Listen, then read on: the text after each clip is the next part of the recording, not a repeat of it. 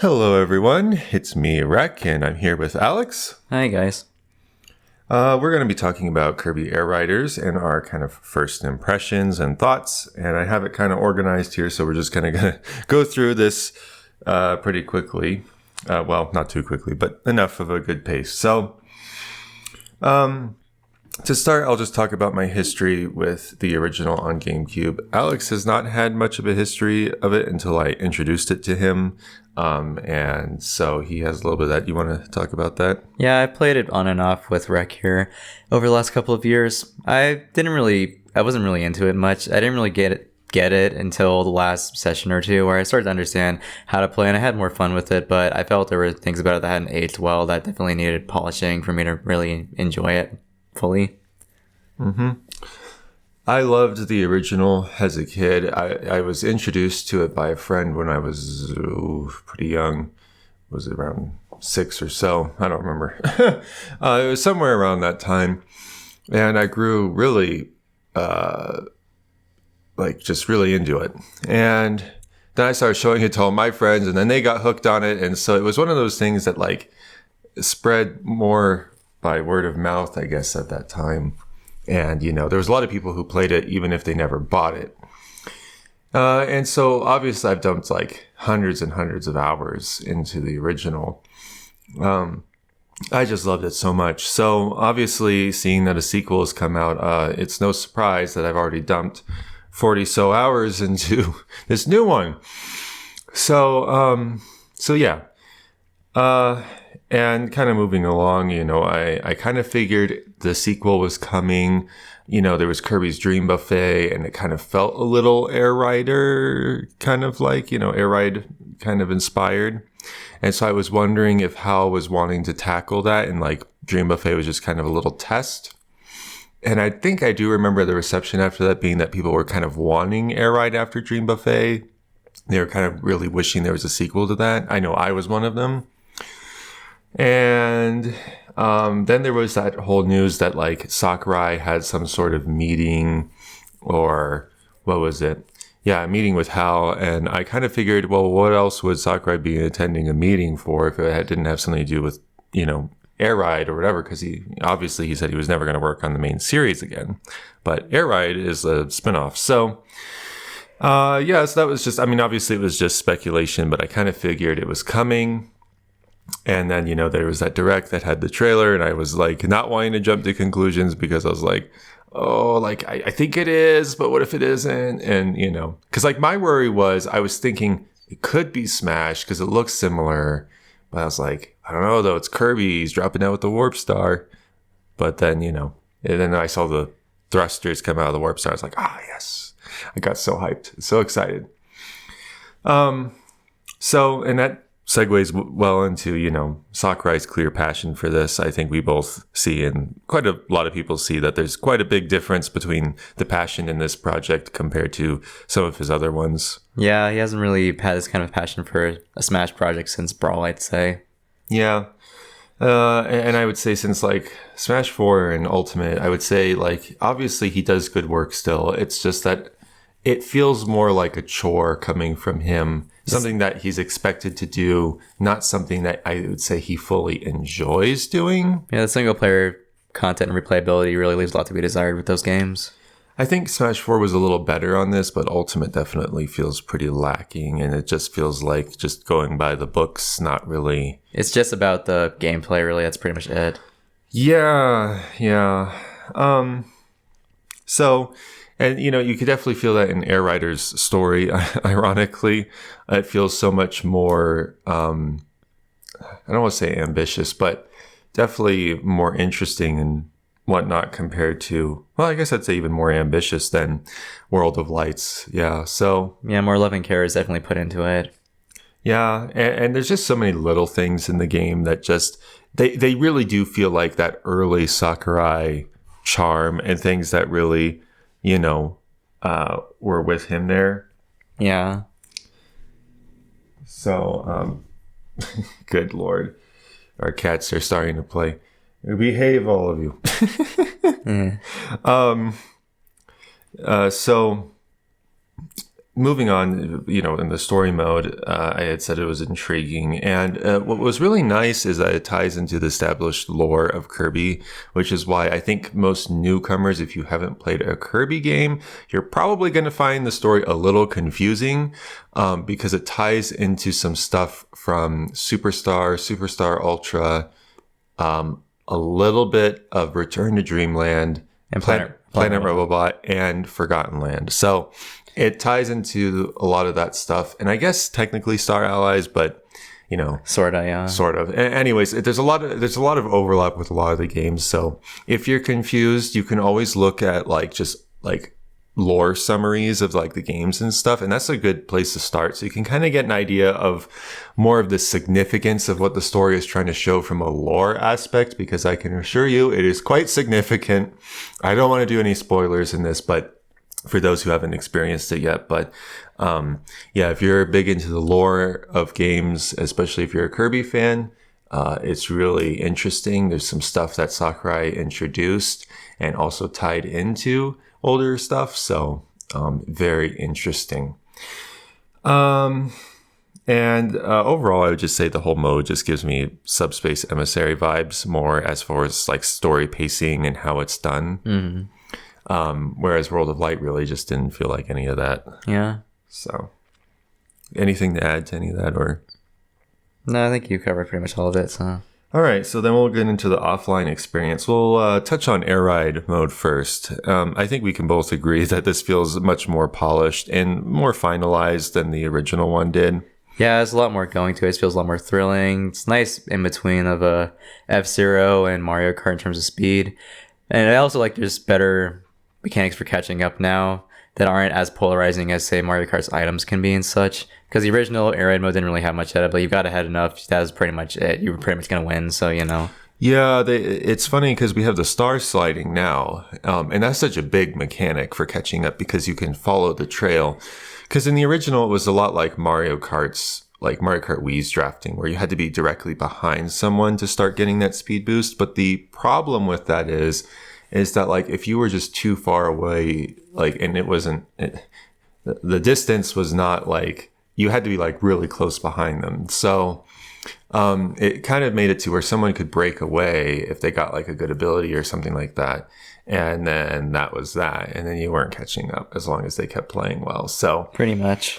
So yeah, it's definitely, this definitely feels a lot more improved. You can still get breakaways in this, I would say. If you play really well and you know what you're doing, you can still get breakaways. So it still rewards skill. It's just that it's made it a bit easier that for people that are struggling a little bit or you make a mistake, it's not the end of the world and you can still catch up, which is good.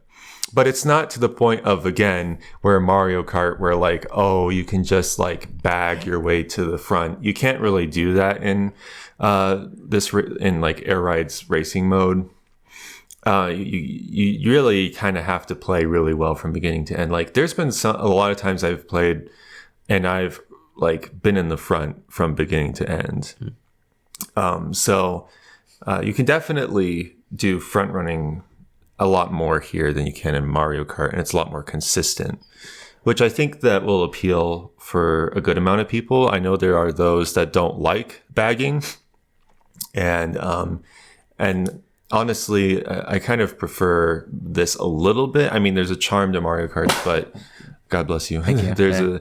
There's a charm to Mario Kart's way of doing things, but I think being able to get copy abilities at any time and using looking for enemies and trying to beat them so you can keep getting speed boosts and stuff. Yeah, or attacking other riders, which is nice. I like how the cutter ability in this, for example, isn't as annoying as the boomerang in Mario Kart World. Yeah, it acts a lot like a boomerang and it slows people down a little bit. But the nice thing about it is when you're hit, you slow down a bit and it can mess up people if you're trying to do a charge boost and you're trying to go around a corner. If you hit someone, it'll mess them up and they can't boost. So you can do things like that. But obviously it's not the end of the world. It's not going to break the flow of the fast-paced gameplay, which is nice. Yeah, it can be I think when I was having a little bit, it could be a little frustrating, but you get back up to speed really quickly. So,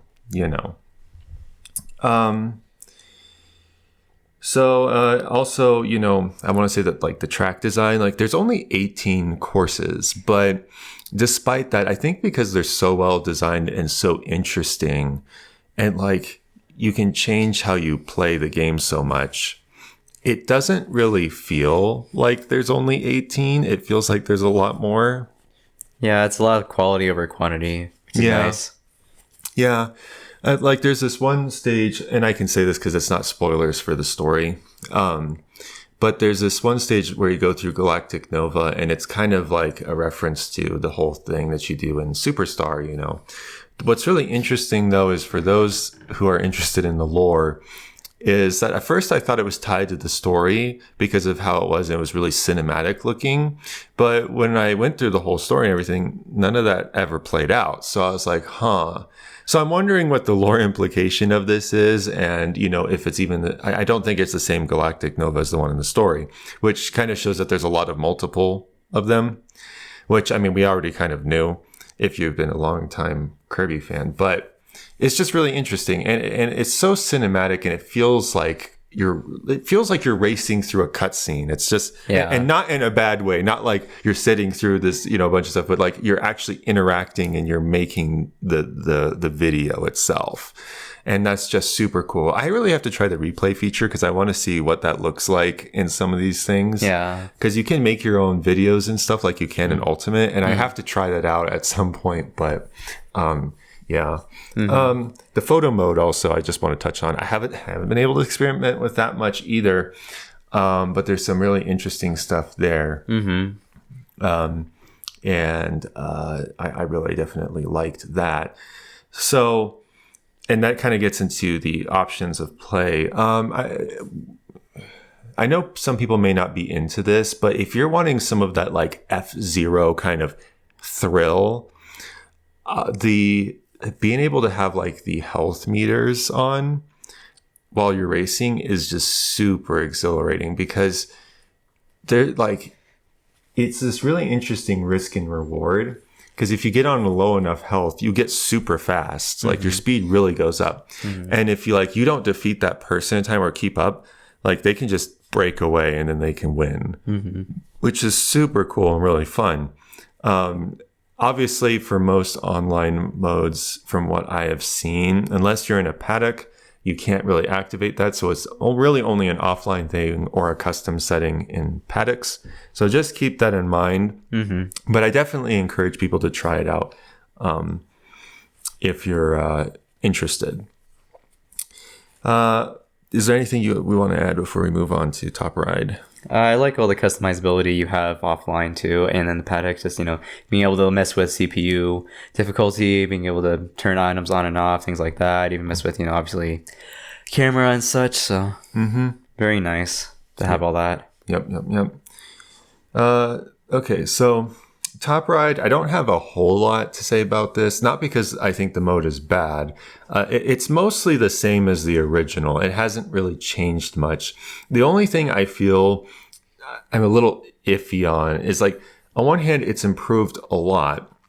So like being able to pick any rider you want, any machine you want, things like that is really cool. You can even, another thing you can do is you can even use the legendary air ride machines in free run and time trials in both air ride and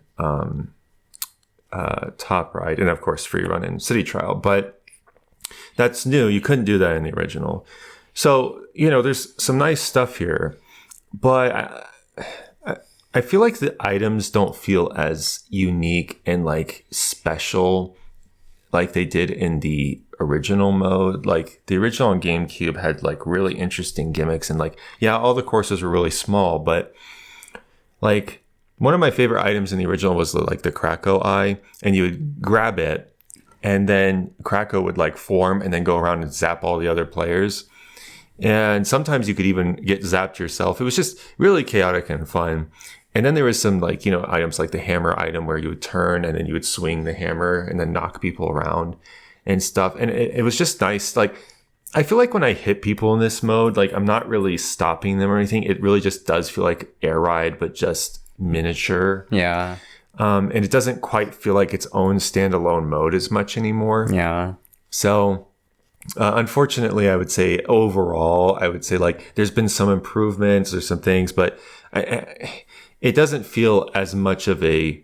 Unfortunately, it does feel a lot like Sakurai said, "Oh, we did it anyway." Well, yeah, it does kind of feel like Last minute, yeah. not last minute, but just we put it here because like, well, why not, sort of thing. Yeah. And we'll just, make it based off Air Ride with the same physics and stuff and call it a day. Whereas the original had its own physics. So, Yeah. that isn't to say it isn't fun. I've definitely had fun with it playing, and it can be pretty exhilarating. But there's a lot of times where you get a lot of close calls, I would say, where it's like, you're not really ever getting a huge lead most of the time. So I would say like anything with skill, it doesn't feel as skill based to me. Like there's some there obviously, but it's not as in depth as like Air Ride and City Trial. So Yeah. you have anything to add? No, yeah, it's just top right. It just feels mostly the same. Just other than, just some changes, like you said, that some for the better, some not so much, Yeah, like I said, I still like it a lot, but I also feel just if you're not using the reticle, steering controls can be really tough. I feel like people doing the free controls, I kind of have it easier personally. That's how I play, but yeah. well, it was always designed to be easier, but the steer controls are pretty good because there's certain things you can do that are good. Like, for example, with like if you have the firepower up in certain things, like certain copy abilities, things that you can do, like placing the fireball behind you can't do with free controls, but you can do with steer controls. It makes sense, yeah. Because you can hold back, and so it's just like that. Yeah. At least from what I was seeing, I think. I haven't done a whole lot, so I don't take my word for that. But I think there's certain things like that you can do that relates to that. But so yeah. So yeah, I mean, I think it's a decent improvement over the original. I just kind of wish that the original tracks would have been included, especially since like you only have 4 people anyways. So I figure why not? Well, like you said yourself, it would be kind of narrow and a bit. Yeah, but I feel like he could have done some stuff to like maybe widen it a little bit, but I don't know. I kind of miss the original ones. I get it, yeah. Kind of wish they were here. Anyways, moving on to City Trial mode. You may hear, if you're new and you've been kind of outside this circle, you may be aware that this is what a lot of people consider kind of the main meat and potatoes of the game. I would say in the original City Trial, sure. In the original game, sure. Here, I'm not really 100% on board with that. Not because I don't think, it's not because I think City Trial is the same or even worse. It's just because I think the other 2 modes have their own charm and they stand well on their own. Yeah, Air Ride mode is appealing to a lot of people more now than the original did. It more stands on its own, yeah. Yes, I've been seeing quite a lot of people say that they really want more stuff on Air Ride, and I don't blame them. It's a really interesting racing mode that, again, isn't like any other racing mode out there. It's not just some Mario Kart ripoff in terms of the way it works. So, I would say it's really excellent here, stands next to Air Ride. I think both are really good. I know there was some concern. I didn't have this, but I had seen some concerns from people that they kind of wish there was more maps. However, Sakurai kind of addressed that by making variations to Skya. So each time you boot up around, there's like, obviously, there's the chance of having an island, like a satellite sky island around Skya. And there's like 6 different ones of those. But beyond that, there's little changes like, the ocean might be pink looking, or there might be coral on the beach, or the trees might be taller, or it's autumn time, or it's sunset, or it's, feels like morning, or it's... Or you have like little stone pillars underneath in the cave other than like crystals and stuff. Yeah, like ruins instead of crystals. Sometimes there's a meteorite blocking the hole and the entrance into the cave. Sometimes there's a big gap in the cave and you have to jump over a little ramp, otherwise you fall down the cliff. Things like that. There's all sorts of little changes that happen, and even in the city sometimes the buildings change and stuff too. It's funny because in the original City Trial there were some changes to the original map, but it wasn't like, it was really small stuff. Like I think the only thing I can think of was the volcano had like 3 holes you could enter, like they were blocked by stone. 2 of them would hold power-ups in them, and 1 of them would have the hole that gets you in. And the map would rotate through, and it would be like one of those 3. It wouldn't be the same one each time. But that was like the gist of the variations of the map in the original. Yeah. There is the option to also just keep it one map like the original, mostly, that you don't have any changes really. It's just one thing. Just keep in mind that for online stuff, it will always be changing unless you go into a paddock and explicitly put it not to do that. Speaking of variation, there's so many new events now in this one. Yeah, there's 40 like City Trial events total, and I can't even remember all of them because some of them are pretty tiny. Like some of them is like, oh, your machines start flying more, or oh, everyone's shrunk down small, or boxes shrunk down small, or there's bosses like the Grand Wheelie and Krakow and Dynablade, or the Halberd shows up, or your dense fog covers there's so many. One of my favorites though that I love the most is a wild legendary machine shows up. It's super cool the way they fly. They come in, they fly into the Sky Island, and it's super cool because the whole thing that you really want to do is, the ideal way of doing it is you want to do enough damage to it and then get it low enough so you can then press the B button so you can home in on it and then get off your machine and hop onto the vacant one. Otherwise, if you destroy it, you only get 2 pieces and the other one drops, then someone else can grab it, is often what happens. So yeah, that's one of my favorites. And definitely, I think all these different events really help make it so much more enjoyable to keep going through and like seeing what's going to happen each round. Yeah, same goes for like the stadium events too. Yeah, the stadium events are good. You can have it like the original for offline and stuff, or in a paddock, where you can have it to where it's just one random event that everyone has to do. If you have 16 players, just keep in mind that you'll be broken up into 2 groups, but you'll all be doing the same stadium event. But I normally only do 8 people offline anyways.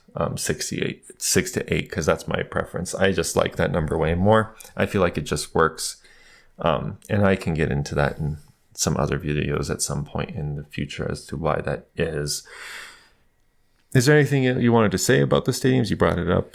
I just really like the new ones they added. Like, Beam Gauntlet is a really fun one. Boss battles are amazing. Really glad they have that. Super fun. What else?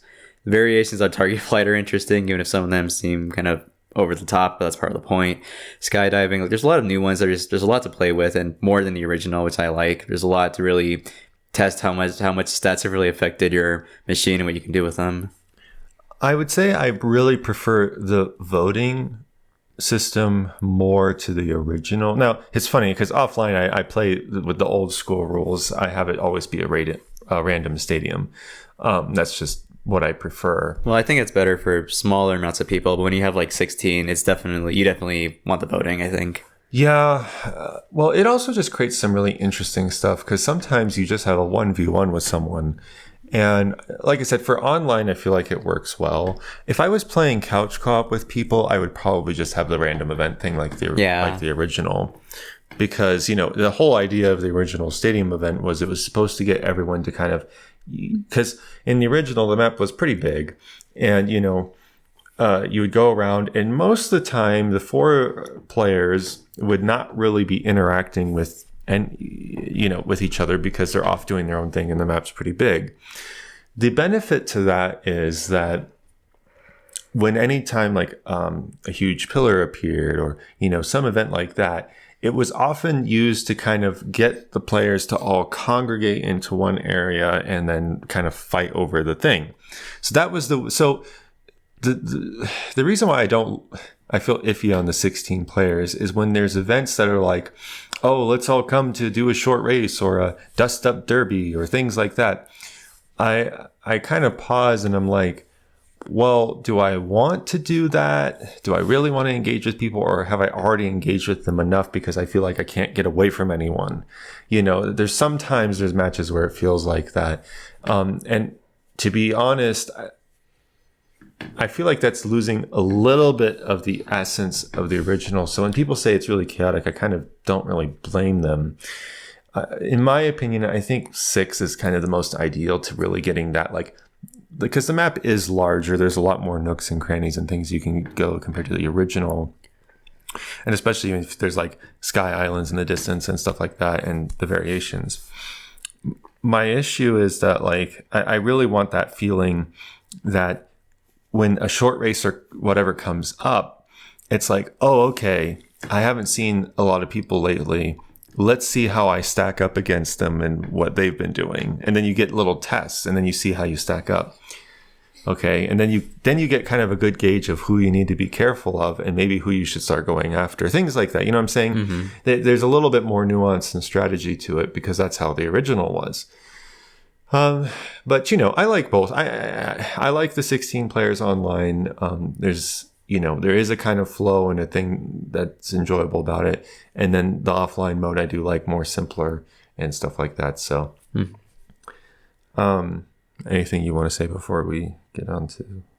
I think you said all we need to really there. Okay. I don't want to go too much on this, but the extras are pretty good. You have all the customization, the hats, the skins, the My Machine stuff, the license, all that's really good. It's really enjoyable and stuff like that. The checklist is just as satisfying as ever. It's really easy. You don't see anything when you first play. You actually have to just play the game to start figuring out what achievements are. And believe me, you don't have to. Every time you play, you'll at least get one achievement. Most times you'll get like 4 or 5 in the beginning. But so yeah. You just play, and that's what I did. For the first so many hours, I just played. I didn't worry about achievements. I just played the courses and did whatever, and then I just kept unlocking stuff. Then as that starts lessening, then you start targeting certain achievements and stuff. And overall, all the little extras to the game just add a lot of charm, like the gummies. Like, it's so not necessary, but like, I've spent a few times just kind of doing stuff in there just to unwind. Yeah, it's fun. So, yeah. Anything you want to add on? I just feel it's a really nice reward system, makes you feel...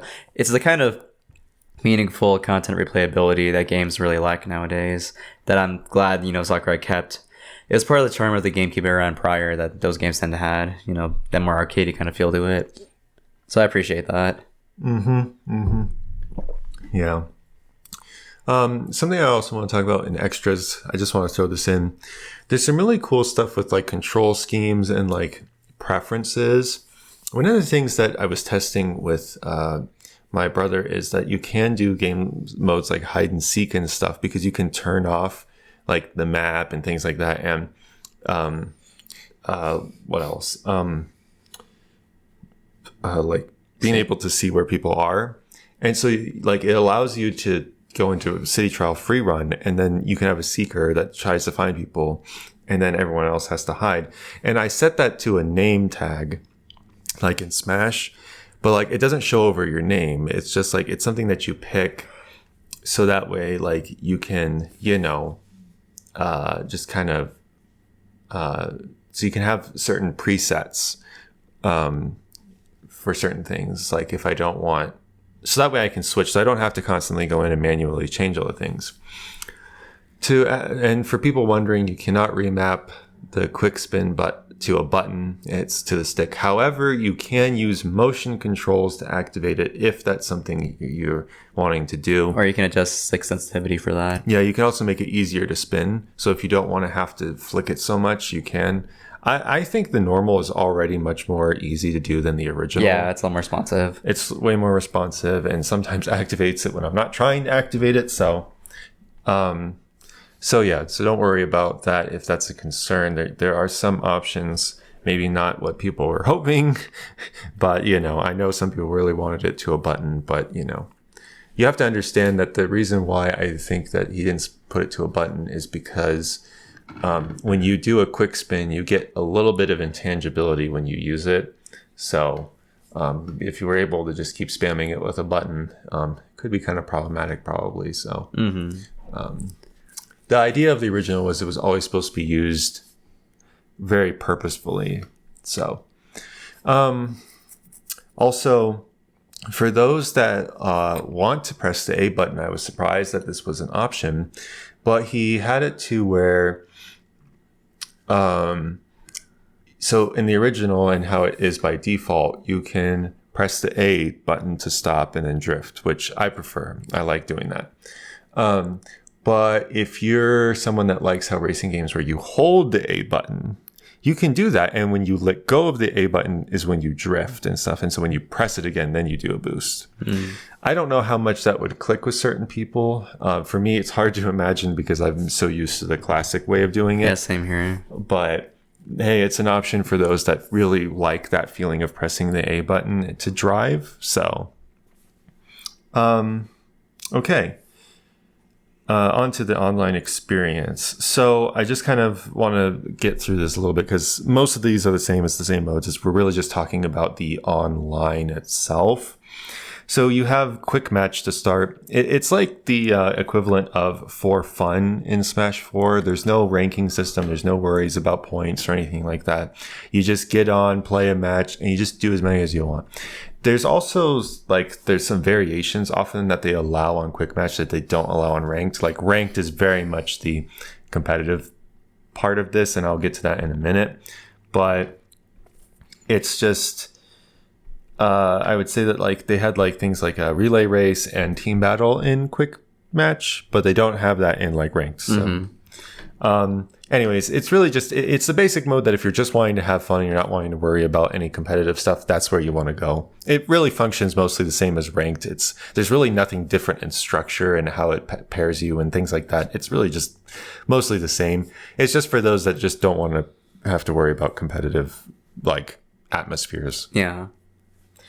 And then ranked match is the for glory part of this where you just go in, you class up. And the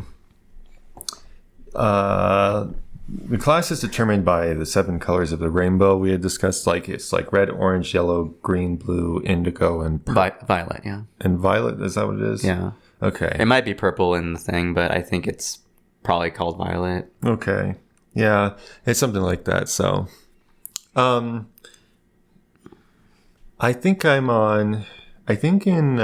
Top Ride, I'm yellow rank, I think. And then in Air Ride and City Trial, I'm green class right now. So I'm that's because you start with red and then you go up to orange and then yellow and then green. So green's the middle. That's I would say that's kind of your normal rank. That's the average, probably where I think most people will end up. Yeah. Because it's not too hard to get to green. You just have to keep playing for a bit. Once you get to green, though, it really starts slowing down, and you actually have to be pretty good at the game before you can class up to blue. So it's a really interesting system.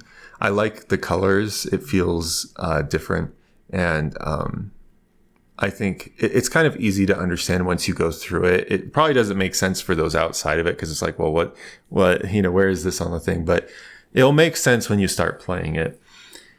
I also feel this is way more forgiving than Mario Kart World's ranking system. Yeah, it feels like a better take on the GSP from Smash Ultimate, honestly.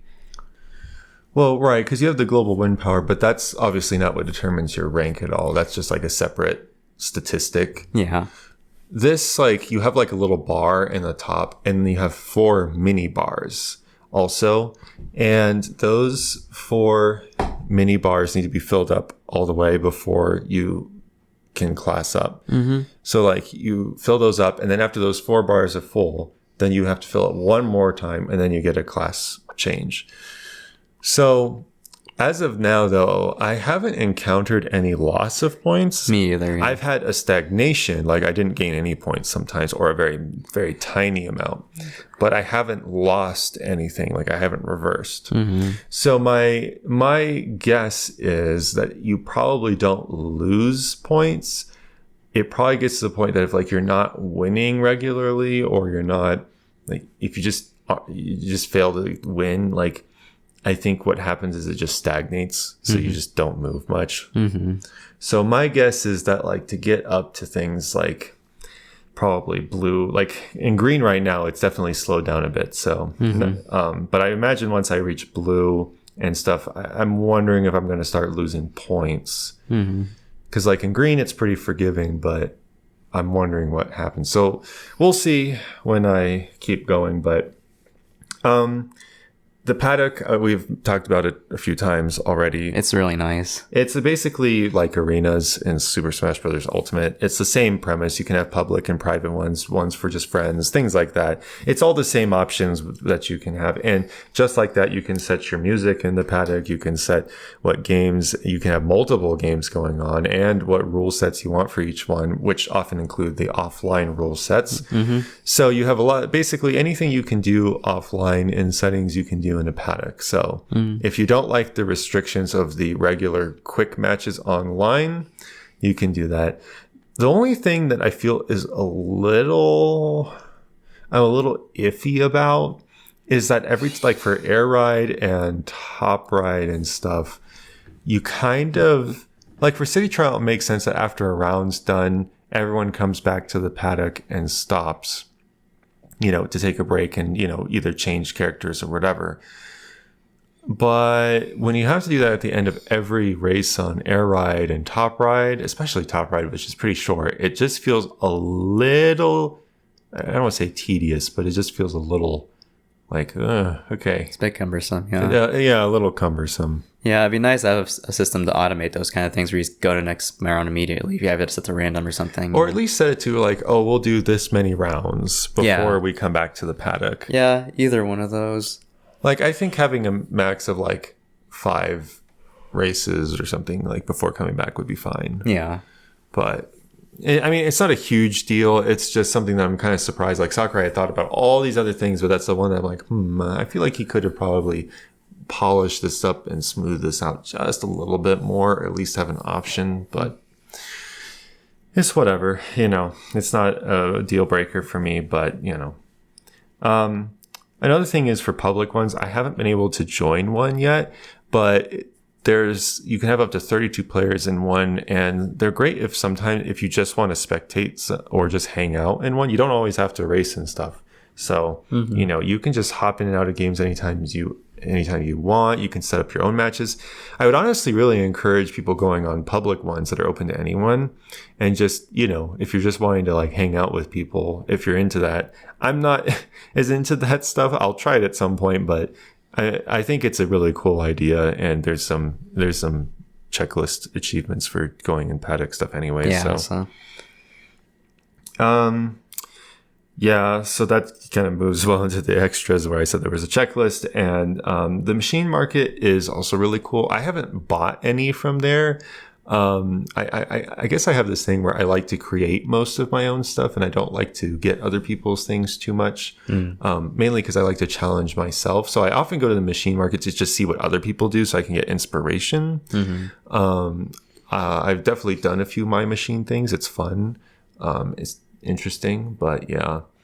Definitely a lot of cool stuff there, and it gives you something to do with your currency online, because like you get a lot of miles when you win online, like especially in city trial. There's times where I'm like getting 2,000 3,000 miles per round. So definitely if you're wondering what to spend your miles on, there's always the machine market. So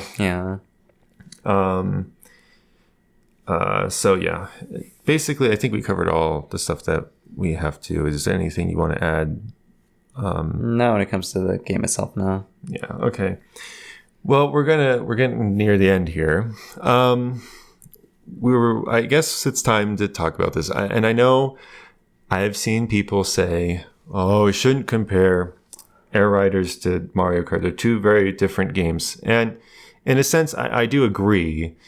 But there are certain things that have overlap, obviously. And in those moments of overlap, I do need to point out some things. So we're going to do a little comparison. And we're going to first ask the blanket question here. Is it better than Mario Kart World? I think objectively, quality-wise, as a whole, yes. I agree. Yeah. Well, to me, Mario Kart World really does feel more like a $60 game. Yeah. 70 is pushing it. Like, I think it could. It's just, when you look at Kirby Air Riders and you see that's $70, and you look at Mario Kart World, like, I think this is a really good example of, sure, Mario Kart World has a lot of content, but a lot of that content doesn't really feel meaningful. Mm-hmm. Or really, it doesn't feel like it's working towards anything. Everything you do in Kirby Air Riders is working towards a goal, or you get something out of it. So, so yeah, as I put it, I was have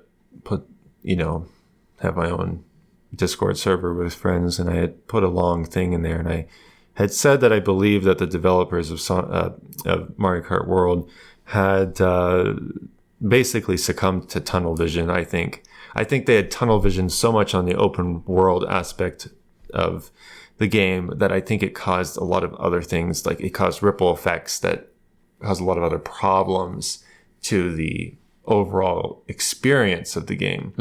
That, and I think them focusing so heavily on the online aspect. And, I don't even really blame them for what they had done, because yes, Mario Kart 8 Deluxe already has a bunch of 3-lap stuff. I mean, they really jam-packed a lot of that. So, and that's still playable on Switch too. So, it's not that I don't understand. It's just that I think Kirby Air Riders is a really good example of what games need to be striving to do today, is that they need to have a good offline and online presence. But offline should always be prioritized, in my opinion. And then online after that. So get your offline together first, and then figure out how you're going to do the online.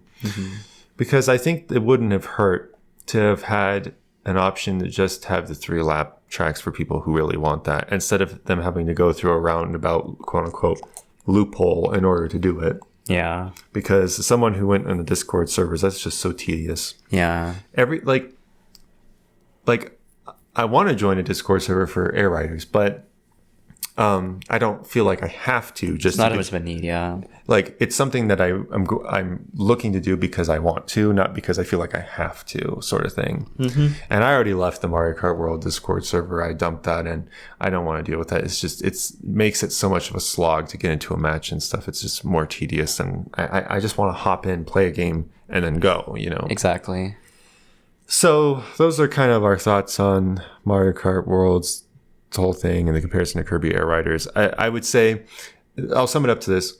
If you're wanting a racing experience that has everything there from the beginning, a good old classic system of unlocking things and, tons of stuff to do offline and online, then I would say go with Kirby Air Riders. I can't even really recommend Mario Kart World or Sonic Racing Crossroads, both of which I have tried.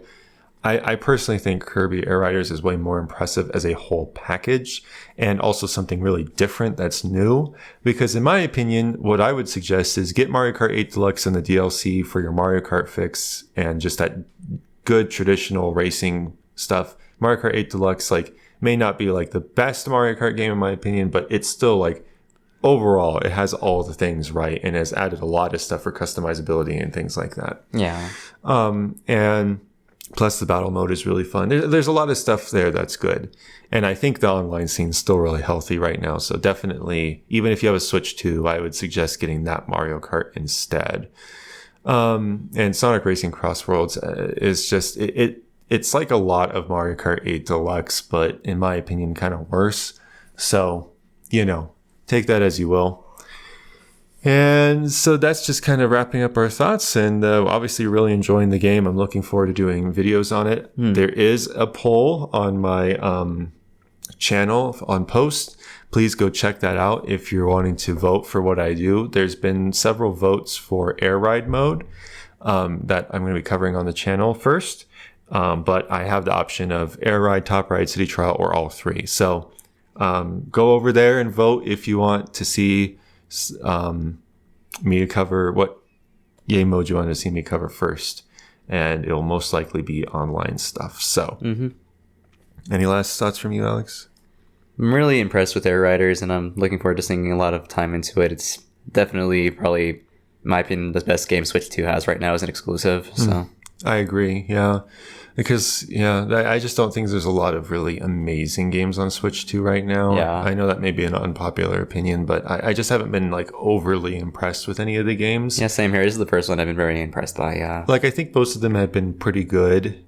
As far as, like, I don't think they're terrible. It's just, I think this is the first one I can truly say is a really excellent experience. So, yeah.